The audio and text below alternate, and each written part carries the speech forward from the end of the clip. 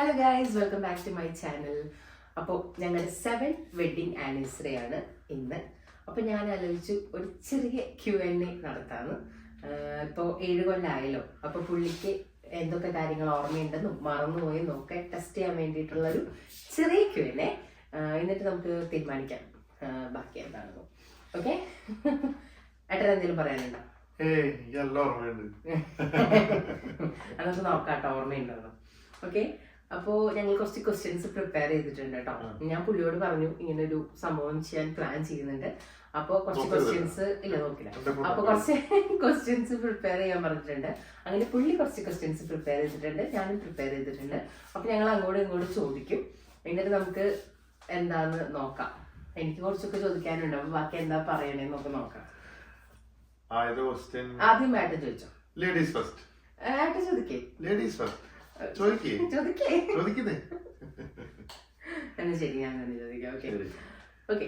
അപ്പോ first question എന്താണെന്ന് വിചാരിച്ചാൽ, how did you know I was the one?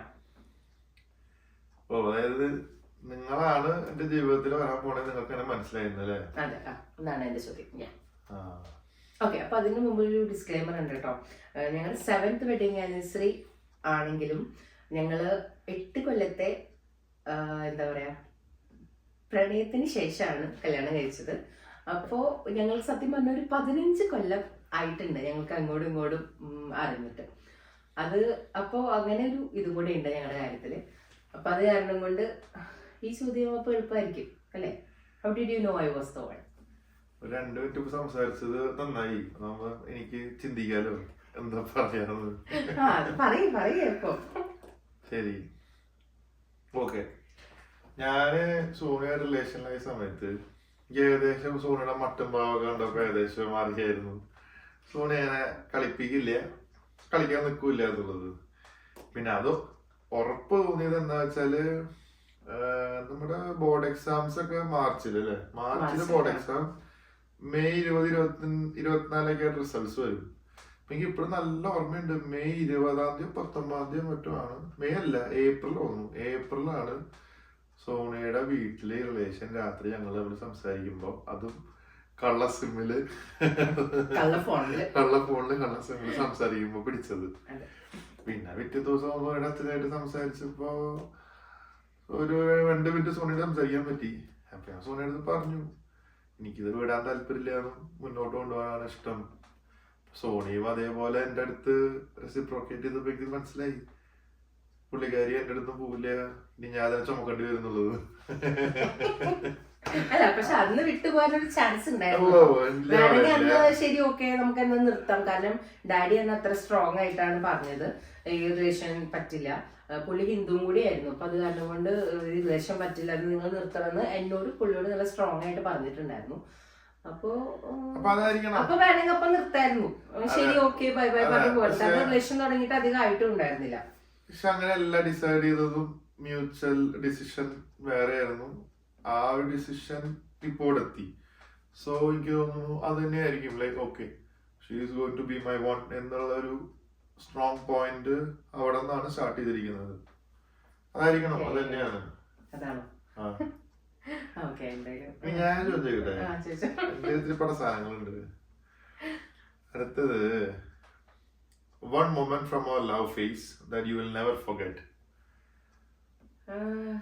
പറയൂ. ഓക്കെ, ഞാൻ പറയുന്നത് ഓക്കെ.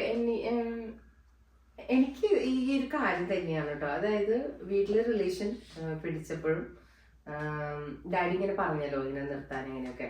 അപ്പോ വേണമെങ്കിൽ അന്ന് നിർത്തായിരുന്നു. ശരിയാണ്, അന്ന് വേണമെങ്കിൽ നമുക്ക് രണ്ടുപേർക്കും ശരിയെന്ന് പറഞ്ഞ് നിർത്തായിരുന്നു. കാരണം ഞാൻ പറഞ്ഞ പോലെ റിലേഷൻ തുടങ്ങിയിട്ട് അത്ര ആയിട്ടുണ്ടായിരുന്നില്ല. പക്ഷെ പുള്ളി അപ്പോ ഡാഡി ഇതൊക്കെ പറഞ്ഞതിന് ശേഷം എന്നോട് സംസാരിക്കണം എന്ന് പറഞ്ഞിട്ട് എനിക്കൊരു കുറച്ച് നേരത്തേക്ക് ഫോൺ ഡാഡി തന്നിട്ടുണ്ടായിരുന്നു. അപ്പൊ എന്നോട് പറഞ്ഞു ഇങ്ങനെ, സോണി, എനിക്ക് നിന്നെ ഭയങ്കര ഇഷ്ടമാണ്, എനിക്ക് നിന്നെ വിടാൻ താല്പര്യമില്ല എന്ന് ഒരു സ്റ്റേറ്റ്മെന്റ് അങ്ങനെ തന്നെയാണ് പറഞ്ഞത്. താല്പര്യമില്ല, എനിക്ക് നിന്നെ ഭയങ്കര ഇഷ്ടമാണ് എന്ന് പറഞ്ഞു എൻ്റെ അടുത്ത്. അപ്പൊ എനിക്ക് തോന്നുന്നു ആ ഒരു ഒറ്റ ഒരു ഇതിന്റെ പുറത്താണ് ഞങ്ങൾ സത്യം പറഞ്ഞാൽ ഇപ്പൊ ഇതുവരെ എത്തിയിരിക്കുന്നത്. അതെ, കല്യാണം കഴിച്ചു, ഞങ്ങൾക്കിപ്പോ ഒരു മോനുണ്ടായി. ആ ഒരു ഒറ്റ ഒരു സ്റ്റേറ്റ്മെന്റ് പുള്ളി പറഞ്ഞതിന്റെ പുറത്താണ് ഇത്രയും എത്തിയത്.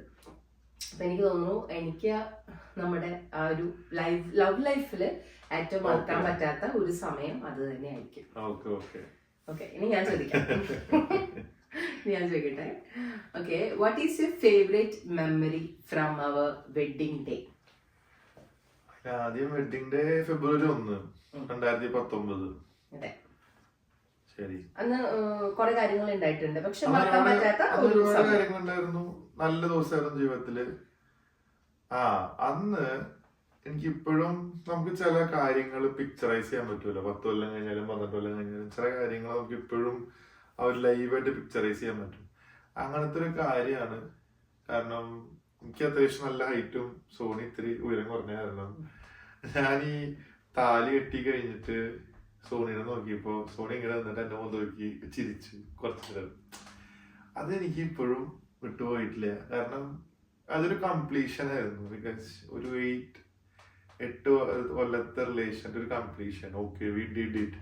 ഒരു ഹിമാലയം കയറിയ ഒരു മൊമെന്റ് ആയിരുന്നു. ഹിമാലയത്തിന് മുകളിൽ കയറിയിട്ട് താഴത്തേക്ക് നോക്കില്ലേ, അതുപോലെ ഹിമാലയം കയറി അവിടെ എത്തി കൊടി കുത്തിയ പോലെയാണ് തലി കെട്ടിയത്. അപ്പൊ അത് അന്നത്തെ ദിവസം മറക്കാൻ പറ്റില്ല. ഒരുപാട് മൊമെന്റ്സ് ഉണ്ട്, ഒരുപാട് ഫ്രണ്ട്സ് വന്നതും കണ്ടതും ഒക്കെ ഉണ്ട്. പക്ഷെ ഇതാണ് പെട്ടെന്ന് മനസ്സിൽ വരുന്ന ഒരു കാര്യം. ഇനി ഞാൻ ചോദിക്കാം,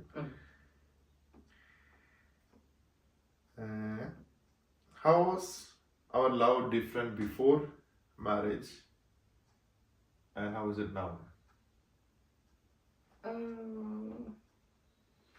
Okay. Love different before and after marriage. നമ്മുടെ ഇംഗ്ലീഷ് ചോദ്യങ്ങളുടെ മുന്നിൽ അവള് പതറി.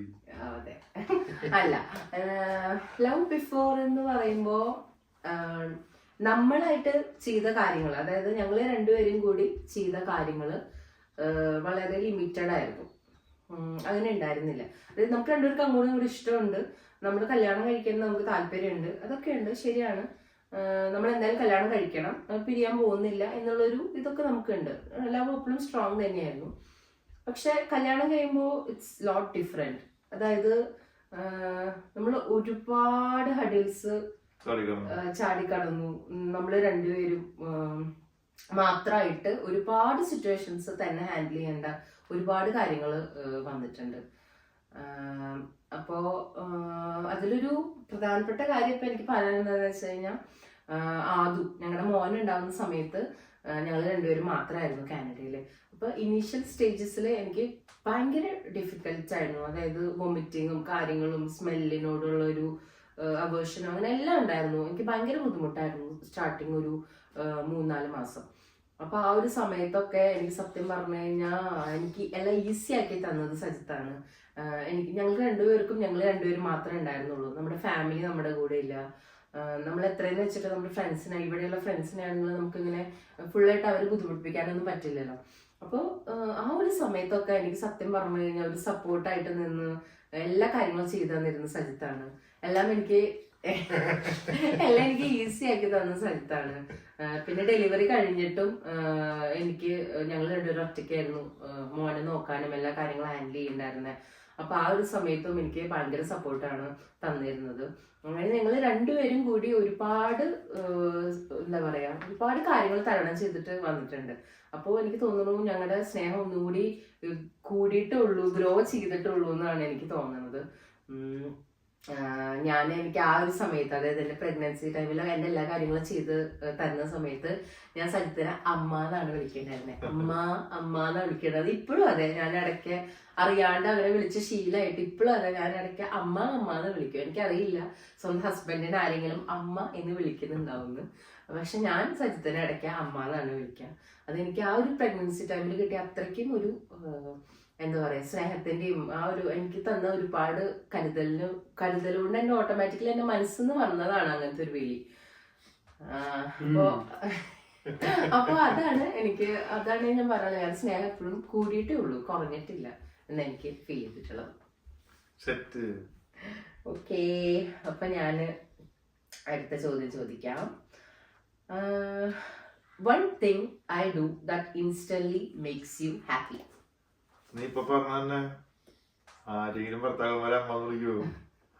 താൻ ഈ റോട്ടിൽ നിൽക്കുമ്പോഴും മറ്റേ സൂപ്പർ സ്റ്റോറിലും മാൾമാട്ടിലൊക്കെ പോയി നിൽക്കുമ്പോ ഉറക്കം വിളിക്കും അമ്മ. അപ്പൊ നമ്മള് ഈശ്വര കാര്യം കേട്ടണോ. ഞാൻ എങ്ങനെ ഇടയ്ക്ക് ചിലപ്പോ പരിസരം മറന്നിട്ട് ചിലപ്പോ അറിയാണ്ട് ഫ്രണ്ട്സ് നിൽക്കുമ്പോഴും അങ്ങനെ ഇങ്ങനെയൊക്കെ ചിലപ്പോ വിളിക്കാറുണ്ട്. അപ്പൊ സത്യത്തിന് ഭയങ്കര ഒരു നാണക്കേട്, അടി അങ്ങനെ വിളിക്കല്ലേ എന്ന് പറയും.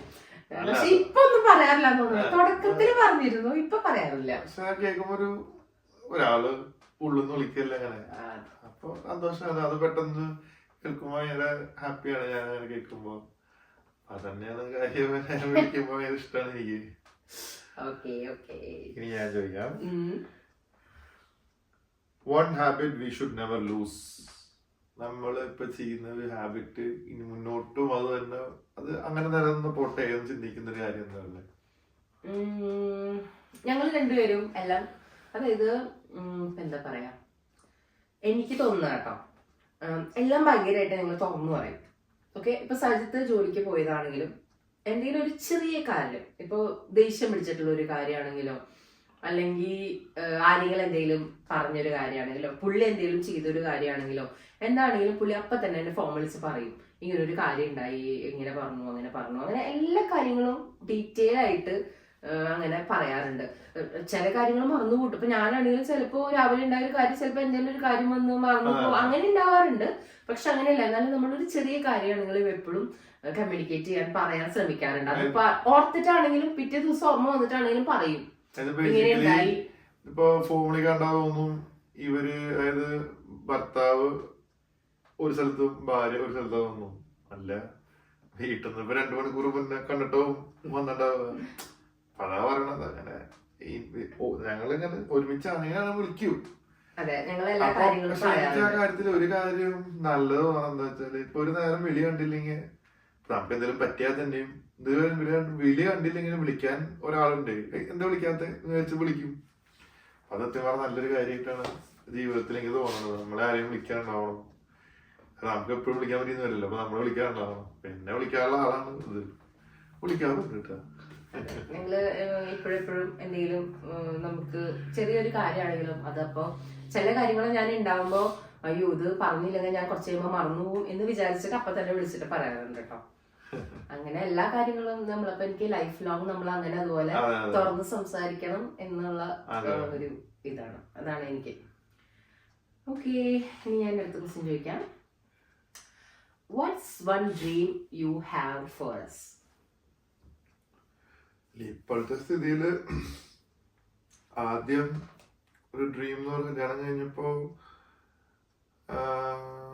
ഞങ്ങളുടെ മോൻ ആദു, അപ്പൊ ആദ്യം ഉണ്ടായിരുന്നില്ല. ഞങ്ങൾക്ക് ഏകദേശം 5 കൊല്ലം കഴിഞ്ഞിട്ടാണ് അവൻ ഉണ്ടായത്. അവൻ ഞങ്ങൾക്ക് വലിയൊരു പ്രഷ്യസ് ബേബിയാണ് ഞങ്ങളുടെ. അപ്പൊ അതൊരു ഡ്രീമായിരുന്നു. സ്വന്തമായിട്ട് ഞങ്ങൾക്ക് രണ്ടുപേരും കൂടി ഞങ്ങളുടെ എന്ന് പറയുന്ന ഒരു മകനോ മകളോ ആരോഗ്യത്തോടു കൂടി ഉണ്ടാവുക എന്നുള്ളത് അതായിരുന്നു ഒരു ഡ്രീം. അപ്പൊ ആ ഡ്രീം ഇപ്പൊ ഉണ്ട്, ഞങ്ങളുടെ കൂടെ ഉണ്ട്. ഞങ്ങളത് ലീവ് ചെയ്തോണ്ടിരിക്കുകയാണ്. ആ ഡ്രീം ലീവ് ചെയ്തോണ്ടിരിക്കുകയാണ്. പിന്നെ ഇപ്പോഴത്തെ സ്ഥിതിയിൽ മുന്നോട്ട് ചിന്തിക്കുമ്പോൾ വേഗം സെറ്റിൽ ആവണം. We have to land in a good platform. മുന്നോട്ട് നല്ല ജീവിതങ്ങൾ. പിന്നെ ഞങ്ങളുടേതായ കുറച്ച് ബക്കറ്റ് ലിസ്റ്റുകൾ ഉണ്ട്. അത് കൂടുതലും ട്രാവലിങ്ങിലേക്കാണ്. അല്ലാതെ എനിക്ക് തോന്നുന്നു അങ്ങനെ പണിയാ വെക്കാതൊന്നല്ല. കൂടുതലും ട്രാവലിംഗ് ആണ്. അപ്പൊ അതിലേക്കൊക്കെ അച്ചീവ് ചെയ്യണം എന്നൊരു ആഗ്രഹമുണ്ട്. അപ്പൊ അതാണ് എൻ്റെ ഇപ്പോഴത്തെ ഒരു dream. For that you have to work hard. So നല്ല ജോലി ഉണ്ടാവും, അതൊക്കെയാണല്ലോ. അപ്പോൾ ഇപ്പൊ അതാണ് ഡ്രീം. മുന്നോട്ട് പോകുമ്പോൾ അതൊക്കെ സംഭവിക്കണല്ലോ. നമ്മളെത്തൂലോ. അപ്പൊ അത് വിചാരിക്കും അങ്ങനെ. ഇനി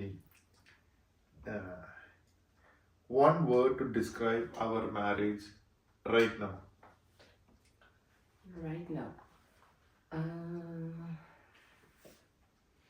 Describe our marriage right now. ഇപ്പോ എനിക്ക് തോന്നുന്നു മേ ബി സാക്രിഫൈസ്. എനിക്ക് തോന്നുന്നു അതുണ്ടായപ്പോ നമ്മള് നമ്മുടെ കുറെ കാര്യങ്ങൾ സൈഡാക്കി വെച്ചിരിക്കുകയാണ്. ഇപ്പൊ അവന് വേണ്ടി കൂടുതൽ, അവന്റെ കാര്യങ്ങൾക്ക് വേണ്ടിയാണ് കൂടുതൽ ഞങ്ങൾ കോൺസെൻട്രേറ്റ് ചെയ്യുന്നത്, അങ്ങനെയൊക്കെ ചെയ്യുന്നത്. അപ്പോൾ ഇപ്പൊ ഞങ്ങൾ ആ ഒരു സ്റ്റേജിലാണ്. ഞങ്ങളുടെ കാര്യമാണ് കേട്ടോ പറയുന്നത്. ഞങ്ങളിപ്പോ ഒരു ഇപ്പൊ അവന് 2 വയസ്സാവാൻ പോവാണ്. അപ്പോൾ ഇപ്പത്തെ ഒരു കാര്യത്തിൽ എന്താന്ന് വെച്ച് കഴിഞ്ഞാൽ അവന് വേണ്ടിയാണ് എല്ലാ കാര്യങ്ങളും ഞങ്ങൾ നോക്കിക്കാണുന്നത്. ഇപ്പൊ ഞങ്ങൾക്ക് എന്തെങ്കിലും ഒരു കാര്യം എന്നുള്ളതിനേക്കാൾ അവന്റെ കാര്യങ്ങളാണ് ഞങ്ങൾ ഇപ്പൊ പ്രയോറിറ്റൈസ് ചെയ്യുന്നത്. അപ്പൊ ഇപ്പത്തെ ഒരു ഇതില് മാരേജ് എന്ന് ഞങ്ങൾ നോക്കുമ്പോ ഒരു സാക്രിഫൈസ് ആണ് ഇപ്പത്തെ ഞങ്ങളുടെ ഒരു സ്റ്റേജില്. എന്നെ സംബന്ധിച്ചിട്ട് ഞാൻ ഒരു ടൈം എനിക്ക് അവനോട് സ്പെൻഡ് ചെയ്യാൻ പറ്റുന്നില്ല. നേരെ കുറച്ച് സോണിയാണ് കൂടുതൽ സ്പെൻഡ് ചെയ്യുന്നത്. പക്ഷെ ഓൺ ദ അതർ സൈഡ് ഞാൻ ജോലി ചെയ്യുമ്പോൾ സോണിക്ക് ഇപ്പൊ ഒരു കരിയർ ബ്രേക്ക് വന്നു. അത് സോണിയുടെ ഭാഗത്തുനിന്നുള്ള സാക്രിഫൈസ് ആണ് അവിടെ നോക്കുന്നത്. അപ്പൊ ഇപ്പൊ ആ ഒരു സ്റ്റേജ് ആണ് കറക്റ്റ്. അപ്പൊ അവൻ കുറച്ചുകൂടി ആയിട്ട് വേണം ഞങ്ങൾക്ക് ഒന്നും കൂടി കാര്യങ്ങൾ ചെയ്യാനും എക്സ്പ്ലോർ ചെയ്യാനും അങ്ങനെയൊക്കെ വിചാരിക്കുന്നത്. ഇപ്പൊ ഞങ്ങൾ കൂടുതൽ ടൈമും അവന്റെ കൂടെ അവന്റെ കാര്യങ്ങൾക്ക് വേണ്ടിയിട്ടാണ് ഇതാവാൻ നോക്കുന്നത്. അതിലാണ് ഞങ്ങൾക്ക് സന്തോഷം അല്ലെ. അത് ചെയ്യുമ്പോഴാണ് ഞങ്ങൾക്ക് ഒരു സന്തോഷം കിട്ടുന്നത്. ഞങ്ങളുടെ കാര്യത്തിനേക്കാളും കൂടുതൽ അവന്റെ കാര്യങ്ങൾക്ക് പ്രയോറിറ്റൈസ് ചെയ്യുമ്പോഴാണ് ഞങ്ങൾക്ക് സന്തോഷം. അപ്പൊ ഞങ്ങൾ അതിലാണ് ഇപ്പൊ കൂടുതൽ ഫോക്കസ് ചെയ്യണേ. ഓക്കേ, ഞാന് okay. What changed the most in our relationship after becoming parents?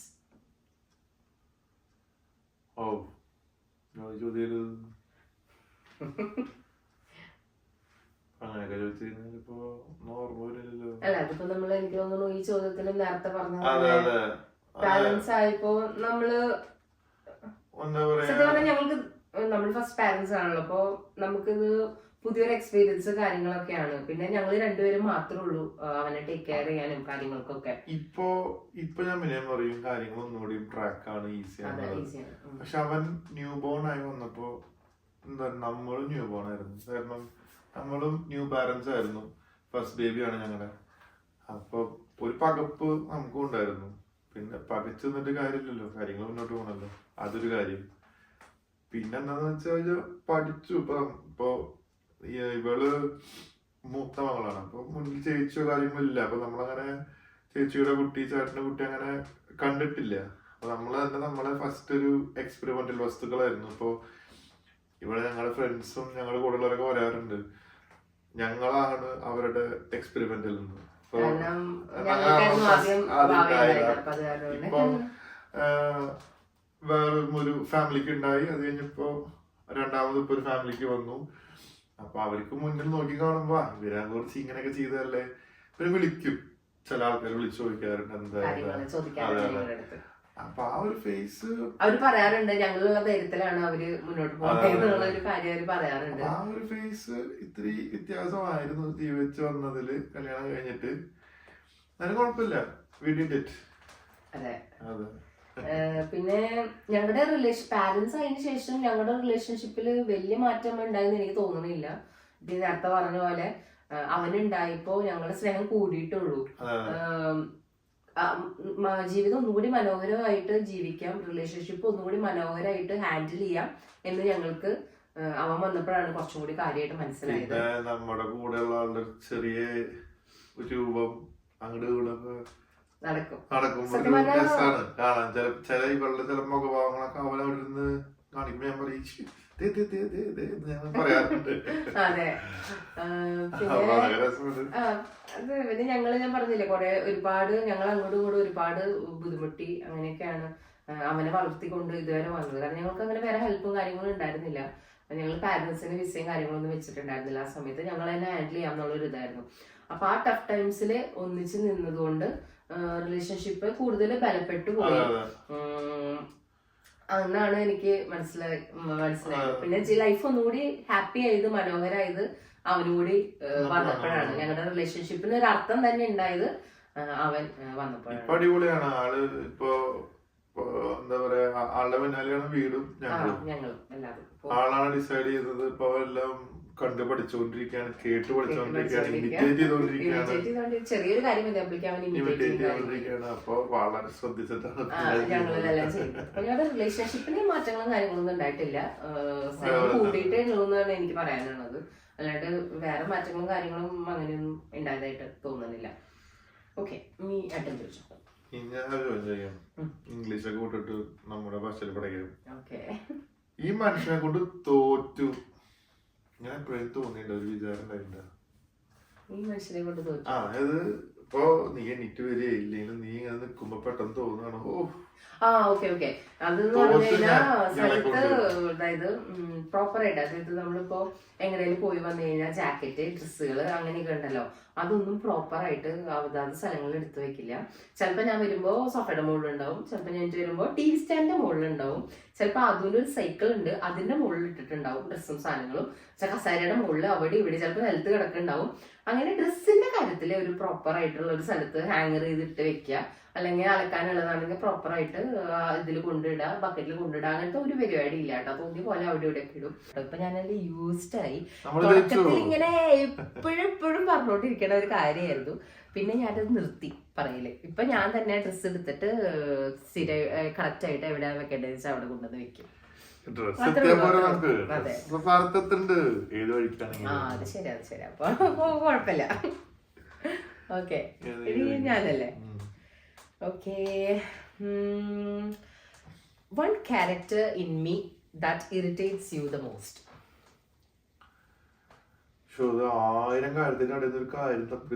അങ്ങനെ എല്ലാതൊന്നും പറയാൻ പാടില്ല. ഒരു കാര്യം പറഞ്ഞാൽ മതി. അല്ലാതെ നല്ല കുറച്ച് നല്ലത് പറയണേ.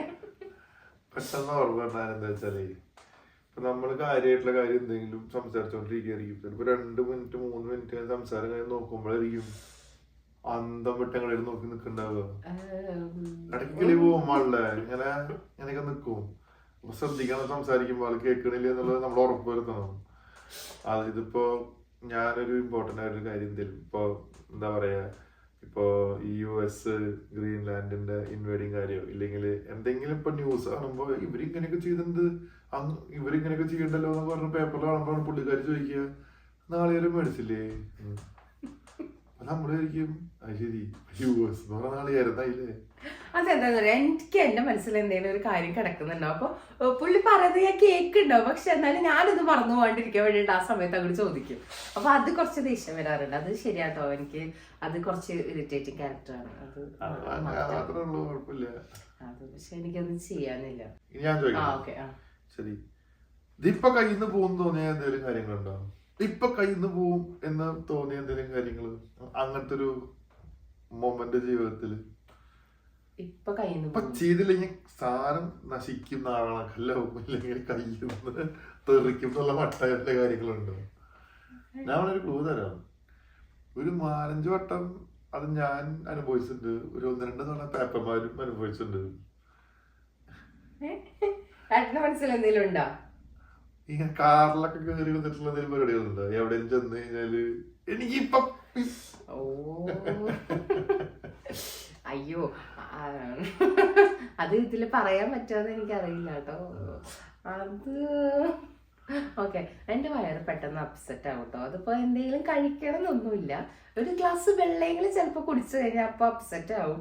അപ്പൊ ഞാൻ ഇങ്ങനെ എനിക്ക് ഇപ്പൊ പോണെന്ന് പറഞ്ഞിട്ട് കരയാറുണ്ടാവും. ആംബുലൻസ് പോണോ അല്ല, മന്ത്രിമാരുടെയും പോലീസും ആംബുലൻസിന്റെ ഒക്കെ കാറ് പോകുന്നതിന് സ്പീഡില് എന്നെ ചിലപ്പോ കൊണ്ടുപോകേണ്ടി വരാറുണ്ട്, എനിക്ക് ബാത്റൂമിൽ പോകാൻ വേണ്ടിട്ട്. അപ്പൊ അതാണ് കേട്ടോ പറയണേ.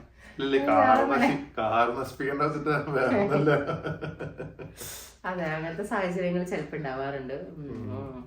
Okay okay okay. ഇനി ഞാനല്ലേ, ഞാൻ മാനം കപ്പല് കെട്ടി വിട്ടു എന്ന് തോന്നുന്ന ഒരു മൊമെന്റ് ഏതെങ്കിലും ഉണ്ടായിട്ടുണ്ടോ? കപ്പല് കെട്ടി വിട്ടത് നമ്മള് അങ്ങനെ പെട്ടെന്ന് ഞാൻ സ്തംഭിച്ചു പോയിരുന്ന നിമിഷം എന്ന് പറയണത്, മനസ്സിൽ നിൽക്കണത് ലൂസിഫർ ഇറങ്ങിയ സമയത്താണ്. ലൂസിഫർ ഇറങ്ങിയപ്പോഴേ രണ്ടാമത്തെ ദിവസമായിട്ട് തോന്നുന്നു, തൃശ്ശൂര് ഏരിയായിട്ട് ഇറങ്ങിയ ഞാൻ ഓർമ്മ വരുന്നില്ല, 5-6 കൊല്ലായാലോ. അപ്പൊ അന്ന് നമ്മള് പേപ്പറൊക്കെ കയറി കയ്യെ പിടിച്ചിട്ടുണ്ട്. ഇപ്പൊ സ്റ്റീഫൻ നെടുമ്പള്ളി വരുമ്പോ അറിയണ്ടേ, അല്ലെങ്കിൽ കുറേശ്ശി വരുമ്പോ അറിയേണ്ട വെച്ചിട്ട് പിടിച്ചിരിക്കുക. ഞാനെല്ലാം ഒന്ന് നിർത്തുന്നു, നോക്കി ഇവള് കയ്യെ പിടിച്ചിരിക്കുന്നുണ്ട്. കുറച്ച് എവറിയായിരിക്കും മാസം വരുമ്പോ ധരിച്ചിരിക്കുക. ടോവിനോ തോമസ് വന്നപ്പോഴേ ഒറ്റയ്ക്ക് അതെന്താ മോഹൻലാൽ വരുമ്പോ മാത്രമേ അറിയാൻ പാടുള്ളൂ. എനിക്ക് ടോവിനോനാണ് കുറച്ചും കൂടി ഇഷ്ടം. അപ്പൊ ഞാൻ ടോവിനോ വന്നപ്പോ പേപ്പർ എറിഞ്ഞു. ടോവിനോ അടിപൊളിയാണ്, വിഷയമാണ്, അടിപൊളി സൂപ്പർ ഒന്നുമില്ല. പക്ഷെ ആ തിയേറ്ററിൽ നീ മാത്രം പൊക്കി നിന്ന് എറിഞ്ഞുള്ളൂ. അപ്പൊ ഞാൻ എല്ലാരും നോക്കി ഏതീ പെണ്ണ്. അത് ശരിയാട്ടോ. അത് എനിക്കത് കഴിഞ്ഞപ്പോ കുറച്ച് ഒരു അയ്യോ ഒന്ന് ആയിപ്പോയായിരുന്നു. പക്ഷെ എന്താ എനിക്കിഷ്ടമുള്ള ആൾക്കാർ വരുമ്പോഴേ ഞാൻ പേപ്പർ അറിയാല്ലേ, അല്ലെങ്കിൽ അത് ശരിയാവില്ല. Okay okay okay okay. അതാണോ ഇനി വേറെ ഇനി പറയാൻ പറ്റില്ല പുറത്തൊന്നും. ഓക്കെ ഓക്കെ ഇനി ചോദിക്കാം. അല്ല ഞാനിപ്പോ ചോദിച്ചത് എന്നോട് അല്ലേ? അല്ല ഞാനാ ചോദിച്ചേ. ആ ശരി. നമ്മളങ്ങനെ വഴക്കൂടാറുണ്ടല്ലേ? സോ അതിനെങ്ങനെ ഡിസ്ക്രൈബ് ചെയ്യണം? How do you describe our fight? അതായത് മിണ്ടാതിരുന്നിട്ട് അങ്ങോട്ട് ആക്കണോ അതോ നമുക്ക് രീതി ഉണ്ടല്ലോ? ഓക്കെ, നമ്മുടെ ഫൈറ്റ് സത്യം പറഞ്ഞു കഴിഞ്ഞാൽ ഒരാള് പീരങ്കിയാണെങ്കിൽ ഒരാള് വാളാണ്. അങ്ങനെയാണ് ഞങ്ങളുടെ ഫൈറ്റ്. കാരണം ഞങ്ങള് തല്ലുവിടുമ്പോ അല്ലാതെ പൊളിച്ച് ദേഷ്യപ്പെട്ടിട്ടാണ് തല്ലുവിടാറ്. ഞങ്ങളങ്ങനെ ആദ്യം ഇങ്ങനെ ഇപ്പൊ എന്തെങ്കിലും ഉണ്ടാവുകയാണെങ്കിൽ സ്ഥലത്ത് വന്നിട്ട് എന്താ പ്രശ്നം എന്നൊക്കെ ചോദിക്കുമ്പോൾ ഞാൻ കുറച്ചു നേരം മിണ്ടാണ്ടൊക്കെ ഇരിക്കും. അത് കഴിഞ്ഞിട്ട് അങ്ങോട്ട് ഒരു പൊട്ടിത്തെറിക്കലാണ്. അതിൽ സജിത്ത് പിന്നെ പൊട്ടിത്തെറിക്കും. ഞങ്ങൾ രണ്ടുപേരും വായി തോന്നിയതൊക്കെ വിളിച്ച് പറഞ്ഞ് ഭയങ്കര പൊട്ടിത്തെറിയായിരിക്കും. പക്ഷെ അതെല്ലാം പറഞ്ഞു കഴിയുമ്പോ ഒരു ആശ്വാസം അല്ലെ, നല്ല ആശ്വാസമാണ്. പെട്ടെന്ന് സോണി എന്ന് പറയുമ്പോ എനിക്ക് മറ്റേ സിനിമയിലെ എന്താ പറയാ മനസ്സിൽ പറഞ്ഞ മറ്റേ സോണി എന്തെങ്കിലും സംസാരിച്ചു കഴിഞ്ഞാൽ അല്ലെങ്കിൽ ഞാൻ എന്തെങ്കിലും സംസാരിച്ചു കഴിഞ്ഞാൽ either see me or Sony will be like എന്റെ വായ നാവ് ഇറങ്ങി പോകുന്ന നീ വിചാരിച്ച മണിച്ചിത്രത്താഴ് പറഞ്ഞ പോലെ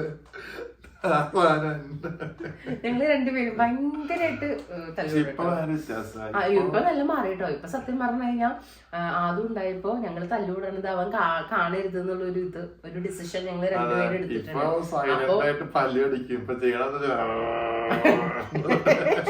പട്ടികളെ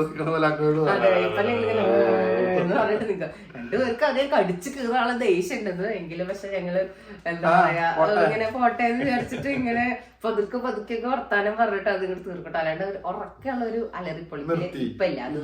അത് ഞങ്ങൾ സ്റ്റോപ്പ് ചെയ്തു. പർപ്പസ്ഫുള്ളി മ്യൂച്വൽ ആയിട്ടുള്ള ഒരു അണ്ടർസ്റ്റാൻഡിംഗിൽ അത് നിർത്തിയൊക്കെയാണ്. കാരണം അവനത് കാണണമെന്ന് ഞങ്ങൾക്ക് രണ്ടുപേർക്കില്ല. അപ്പൊ അതുകൊണ്ട് ഞങ്ങളത് നിർത്തി വെച്ചേക്കാണ്. പക്ഷെ അത് നല്ലതല്ലേ?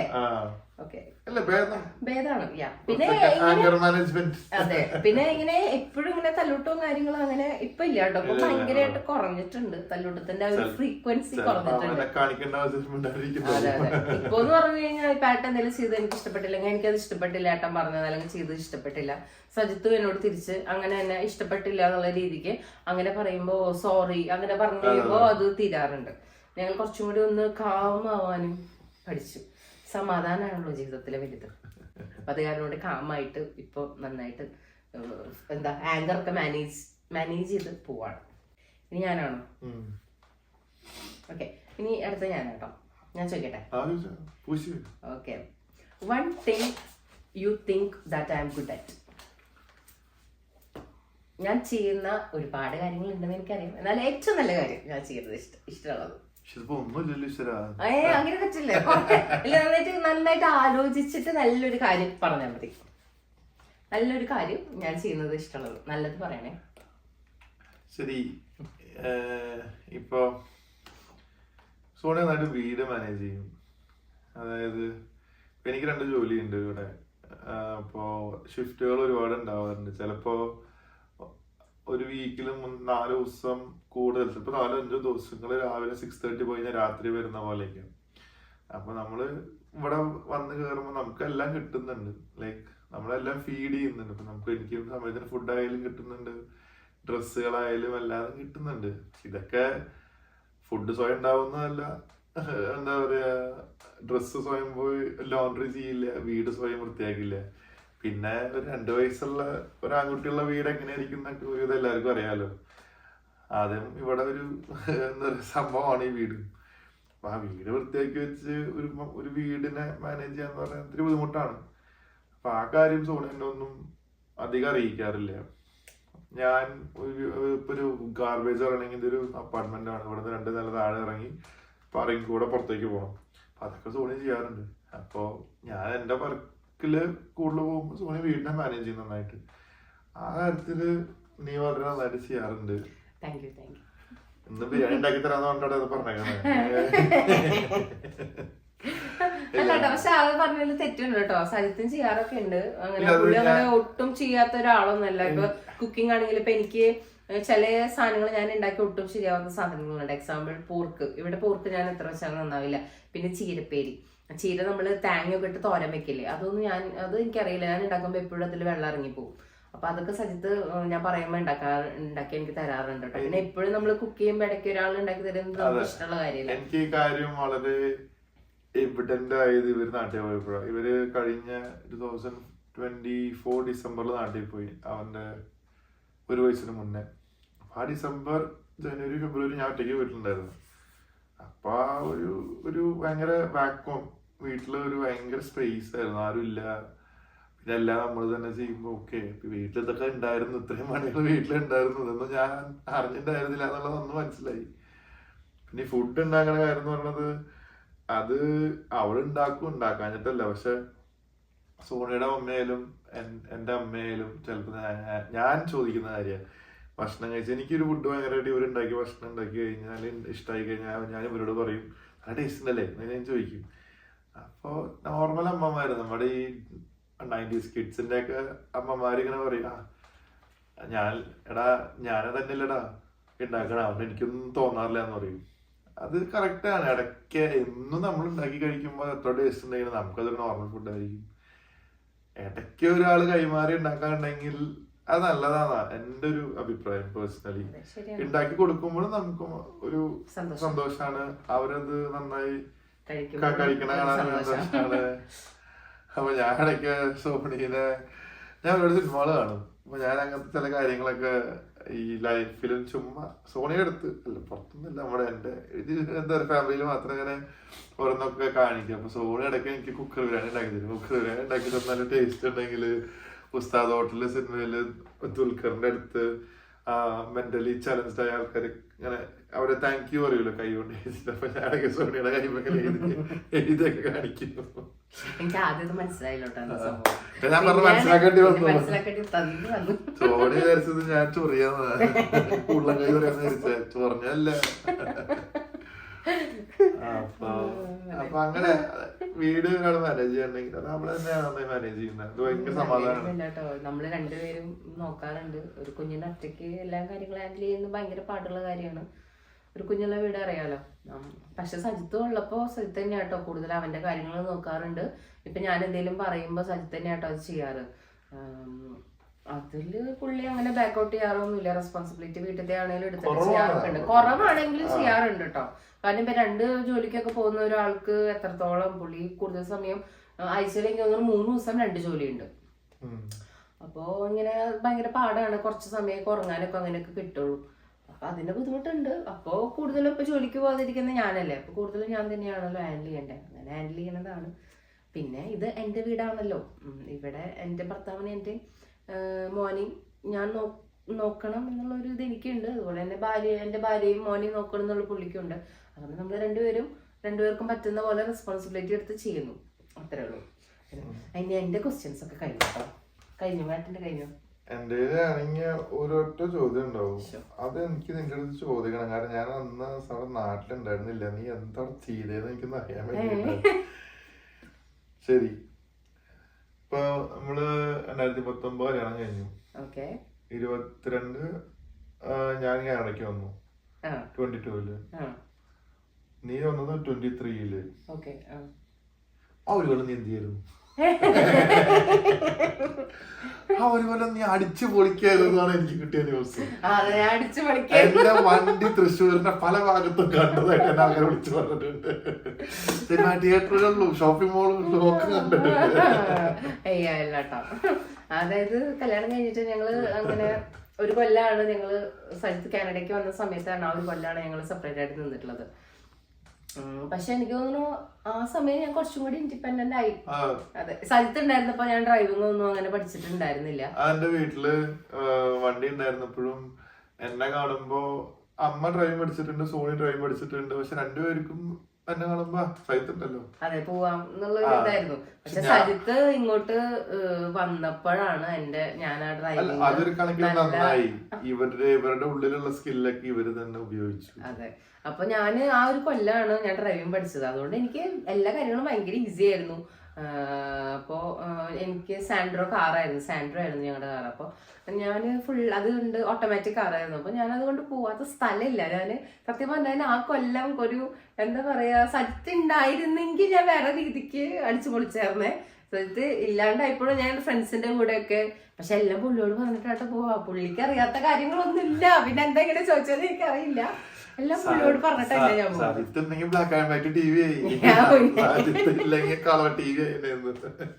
അങ്ങനെയല്ല കേട്ടോ. നമ്മൾ പുതിയൊരു സ്കില്ലും കാര്യങ്ങളൊക്കെ പഠിക്കുന്നത്. അപ്പൊ ഞാൻ കുറച്ചും കൂടി ഫ്രണ്ട്സിന്റെ കൂടെ കുറച്ചും കൂടി നമ്മളെ ഹസ്ബൻഡ് ഉണ്ടാവും, ഹസ്ബൻഡിന്റെ കൂടെ ടൈം കൂടുതൽ സ്പെൻഡ് ചെയ്യും, ഫ്രണ്ട്സിന്റെ കൂടെ അത്രയ്ക്ക്. പക്ഷെ സ്ഥലത്തില്ലാത്ത ആ കൊല്ലം എനിക്ക് ജോലി ഉണ്ടായിരുന്നു നാട്ടില്. അപ്പൊ ജോലി പിന്നെ ആ ഒരു കൊല്ലം എനിക്ക് മിസ് ചെയ്യുന്നുണ്ടായിരുന്നു പുള്ളീനെ എല്ലാ കാര്യത്തിലും. പക്ഷെ മിസ് ചെയ്യുന്നുണ്ടായിരുന്നു. പക്ഷെ എന്താ വെച്ചാല് എനിക്ക് അത്രയ്ക്ക് അങ്ങടെ ഒരു ഇതുണ്ടായിരുന്നില്ല. ആ ഒരു കൊല്ലം ഞാൻ കുറച്ചും കൂടി ഇൻഡിപെൻഡന്റ് ആയിരുന്നു, എല്ലാ കാര്യങ്ങളും എന്നെ സംബന്ധിച്ചിട്ട് ആ ഒരു ഡ്രൈവിംഗിന്റെ കാര്യം മൊത്തത്തില് പുള്ളിക്കാരൻ ചേഞ്ച് ചെയ്തു. എനിക്ക് തോന്നുന്നു യോഗ കാര്യങ്ങൾ തുടങ്ങി. ചിലപ്പോ ഞാൻ കൂടെയുള്ളപ്പോ ആ ഒരു ലേസി പേഴ്സൺ കൂടെയുള്ളപ്പോ അവര് ലേസി ആവാൻ പറഞ്ഞ പോലെയാണ്. ഞങ്ങള് രണ്ടുപേരും വന്നു കഴിഞ്ഞാൽ അപ്പൊ ജോലിയൊക്കെ കഴിഞ്ഞ് വന്നു കഴിഞ്ഞാൽ അപ്പൊ അടിച്ചു പൊളിക്കാൻ പോയി, സിനിമയ്ക്ക് പോയി, ഹോട്ടലിൽ ഫുഡ് കഴിക്കാൻ പോയി, അങ്ങനെയൊക്കെ ആയിരുന്നു. മറ്റേത് ഇതെന്ന് പറയുമ്പോ ഞാൻ ഡിസിപ്ലിൻഡ് ആയി. ഞാൻ പോയി കഴിഞ്ഞപ്പോ അവൾക്ക് ഒറ്റയ്ക്ക് പോവാൻ ശരിയാട്ടോ. റെസ്റ്റോറന്റിലൊക്കെ പോയി ഫുഡ് കഴിക്കുന്നതൊക്കെ കുറഞ്ഞു തന്നെ പറയാം. ഒറ്റയ്ക്ക് ഞാൻ അങ്ങനെ പോവാറില്ല. പക്ഷെ എനിക്ക് ഒഴിവ് സമയമൊക്കെ കിട്ടുമ്പോ ഞാൻ ഫ്രണ്ട്സിന്റെ കൂടെ അങ്ങനെ ഇങ്ങനെയൊക്കെ കറങ്ങാൻ എങ്ങനെയൊക്കെ പോവാറുണ്ടായിരുന്നു. പിന്നെ എന്റെ അനീതി ആ സമയത്ത് എറണാകുളത്തായിരുന്നു. ഞാൻ തൃശ്ശൂരായിരുന്നു, അവളെ എറണാകുളത്ത് വർക്ക് ചെയ്യണ്ടായിരുന്നെ. അപ്പൊ അവളുടെ ഫ്ലാറ്റിലൊക്കെ ആയിരുന്നു താമസം. അപ്പൊ ഞാൻ ഒഴിവ് കിട്ടുമ്പോ അപ്പൊ എറണാകുളത്തേക്ക് പോകും. അവിടെ നിന്ന് 2 ദിവസം നിന്ന് അടിച്ചു പൊളിച്ച് തിരിച്ചു വരും. അങ്ങനെയൊക്കെ ആയിരുന്നു. അപ്പൊ അതിനാട്ടോ പറയാറ്. പക്ഷെ ഞാൻ എല്ലാം പറഞ്ഞിട്ടാട്ടോ പോവാറ്, ഒന്നും പറയാണ്ടല്ലേ പോവാറ്. എന്നിട്ടാണ് ഈ ചോദ്യം. ഓക്കെ, അപ്പൊ കഴിഞ്ഞോ? ക്വസ്റ്റ്യൻസ് കഴിഞ്ഞോ? ഇനി കഴിഞ്ഞു. ഇനി എന്താ പറയാ, ക്യാമറ തുറന്നു വെച്ച് നോക്കേണ്ട ചോദ്യങ്ങളൊക്കെ കഴിഞ്ഞു. ഓക്കെ, അപ്പോ ഇതായിരുന്നു ഞങ്ങളുടെ ഒരു Q&A. ഇത് എനിക്ക് പെട്ടെന്ന് തോന്നിയ ഒരു തോട്ടാണ് കേട്ടോ. എനിക്ക് തോന്നുന്നു ഇന്നലെ ഞാൻ സജിത്തിനോട് പറയണേ എനിക്കിങ്ങനെ ഒരു യൂട്യൂബ് വീഡിയോ ആനിവേഴ്സറി പ്രമാണിച്ച് ചെയ്താൽ കൊള്ളാമെന്നുണ്ട്. അപ്പോൾ ഒന്ന് എന്നോട് ചോദിക്കാൻ താല്പര്യമുള്ള കുറച്ച് ക്വസ്റ്റ്യൻസ് ഒക്കെ പ്രിപ്പയർ ചെയ്തിട്ട് വരൂ, ഞാനും പ്രിപ്പയർ ചെയ്യാം. എന്നിട്ട് നമുക്ക് രണ്ടുപേർക്കും അങ്ങോട്ടും ഇങ്ങോട്ട് ചോദിക്കാം കേട്ടോ. സത്യം പറഞ്ഞാൽ ഈ ക്വസ്റ്റ്യൻസ് ഞങ്ങള് ഡിസ്കസ് ചെയ്തിട്ടേ ഇല്ല കേട്ടോ. ഞാൻ എന്റെ ക്വസ്റ്റ്യൻസ് കാണിച്ചിട്ടേ ഇല്ല, പുള്ളിയുടെ ക്വസ്റ്റ്യൻസ് കാണിച്ചിട്ടില്ല. ഞാൻ പറഞ്ഞു അത് നമുക്ക് ചോദിക്കുമ്പോ സർപ്രൈസ് ആവാം എന്ന് പറഞ്ഞിട്ട് എനിക്കുണ്ടായിരുന്നേ. ആദ്യം ഈ കാര്യം പറഞ്ഞപ്പോ എനിക്ക് പിന്നെ ഇതിന്റെ ഇടയിൽ കൂടെ ചോദ്യങ്ങൾ ഉണ്ടാക്കാൻ നിൽക്കല്ലേ. പിന്നെ വിചാരിച്ചു ചെയ്യുന്ന കാര്യമല്ലല്ലോ, ഒന്ന് മാറ്റി ചെയ്താലേ ഇതിന്റെ ഒരു അറിയാൻ പറ്റുള്ളൂ. അതെ, അപ്പൊ ഞങ്ങൾ അങ്ങനെ പ്രിപ്പയർ ചെയ്തതാണ്. അപ്പൊ ഈ വീഡിയോ എല്ലാവർക്കും ഇഷ്ടമായി എന്ന് വിചാരിക്കുന്നു. ഞങ്ങളുടെ 7th വെഡിങ് ആനിവേഴ്സറി ആണ് കേട്ടോ. ഞങ്ങള് ഞാൻ നേരത്തെ പറഞ്ഞ പോലെ തന്നെ 15 കൊല്ലം ഞങ്ങൾക്ക് അങ്ങോട്ടും ഇങ്ങോട്ടും അറിയാം. 8 കൊല്ലം ഞങ്ങള് സ്നേഹിച്ച് പിന്നെ വിവാഹം കഴിച്ച് ഇപ്പൊ ഞങ്ങള് ഒരു പുതിയ പാരന്റ്സും കൂടിയാണ്. അപ്പൊ ഞങ്ങളുടെ ആ ഒരു ജേർണി സത്യം പറഞ്ഞു കഴിഞ്ഞാൽ ഇപ്പോഴും എക്സ്ട്രാ സ്പെഷ്യലാണ്. ഞങ്ങൾ കൂടുതൽ സ്നേഹിച്ചിട്ടേ ഉള്ളൂ, കൂടുതൽ ഒന്നിച്ച് ഗ്രോ ചെയ്തിട്ടേ ഉള്ളൂ. രണ്ടുപേരും തുടക്കത്തിൽ കാണുന്ന രണ്ടുപേരേ അല്ലായിരുന്നു. ഇപ്പൊ ഞങ്ങൾ കേട്ടോ, തുടക്കത്തിൽ ഞങ്ങൾ എന്താണോ അതിൽ നിന്ന് രണ്ടുപേരും കുറെ അങ്ങോട്ടും ഇങ്ങോട്ടും മോട്ടിവേറ്റ് ചെയ്ത് കുറെ രണ്ടുപേരും തളർന്നു പോയ സമയത്തൊക്കെ രണ്ടുപേരും ഒരുമിച്ച് നിന്ന് ഒരു കൈത്താങ്ങായി നിന്ന് അങ്ങനെയൊക്കെ ഞങ്ങൾ ഈ 15 കൊല്ലം കംപ്ലീറ്റ് ചെയ്തിരിക്കുകയാണ്. ഒരുപാട് ഗ്രേറ്റ്ഫുൾ ആണ് ഞങ്ങളുടെ ജീവിതത്തിലെ എല്ലാ കാര്യങ്ങൾക്കും. എല്ലാ കാര്യത്തിനും ഞങ്ങൾ ഒരുപാട് ഗ്രേറ്റ്ഫുൾ ആണ്. അപ്പോൾ happy 7th wedding anniversary. We successfully completed 7 years without killing each other. അങ്ങനെ വേണം പറയാൻ വേണ്ടിട്ട്. എക്സ്പീരിയൻസ് ചോദിക്കുമ്പോ ഞാൻ പറയാറുണ്ട്, 7 കൊല്ലായില്ലേ നീ CV വെച്ചോ, ജോലിക്ക് അപ്ലൈ ചെയ്യുമ്പോ പറയൂ നീ 7 കൊല്ലം ശീലവെച്ചറാ, വലിയ സഹനശക്തി അല്ലത്. ഓക്കെ, അപ്പൊ എല്ലാവർക്കും ഈ വീഡിയോ ഇഷ്ടപ്പെട്ടു എന്ന് വിചാരിക്കുന്നു. അപ്പൊ അത്രേ ഉള്ളൂ. Okay, by.